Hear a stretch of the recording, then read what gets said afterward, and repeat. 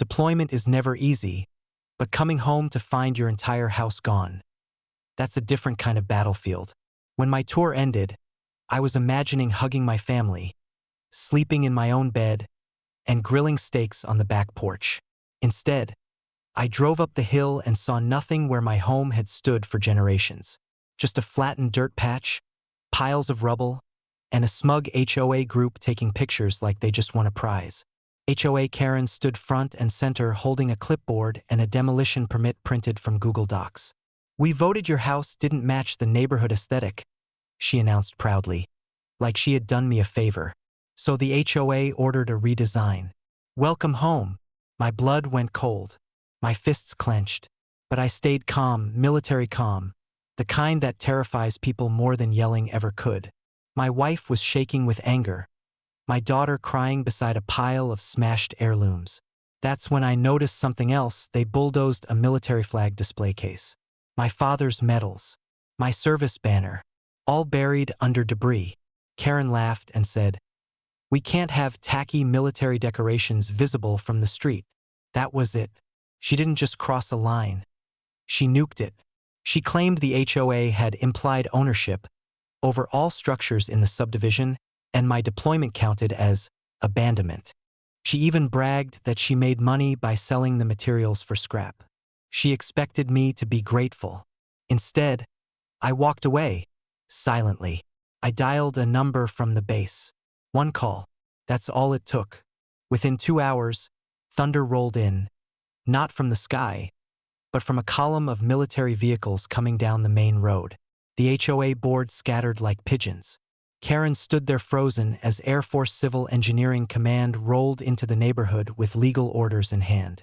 Because here's what Karen never bothered to learn. My ranch is protected military property due to classified equipment stored in the basement. Equipment she bulldozed. The commanding officer stepped out, saluted me, and asked, "Orders, sir." I simply pointed to the HOA Clubhouse, a gaudy building they built partially on my land after forcing me into HOA membership. "Remove unauthorized structure." Karen shrieked. "You can't touch HOA property." She tried to physically block the bulldozers and promptly fell face first into a patch of thistles. In 10 minutes flat, the clubhouse was leveled more cleanly than my house had been.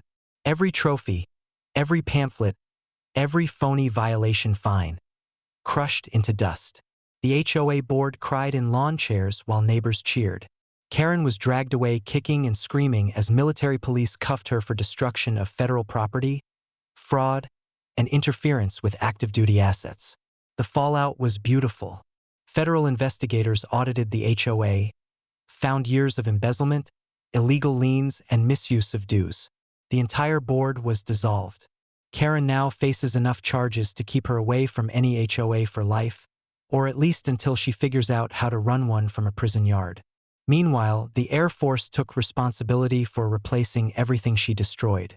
They rebuilt our home bigger, stronger, and smarter. Reinforced walls, secure storage, even a custom flag courtyard. When construction was done, they held a ceremony and handed my daughter a folded flag to honor the ranch's legacy. My wife whispered, "This is better than before." I nodded. They took my home, so I took their power. And every time I see Karen mowing grass inside her tiny fenced rental, no HOA in sight, I wave politely. She looks away, because she finally learned a rule even she can't break. You don't bulldoze a soldier's house and walk away smiling.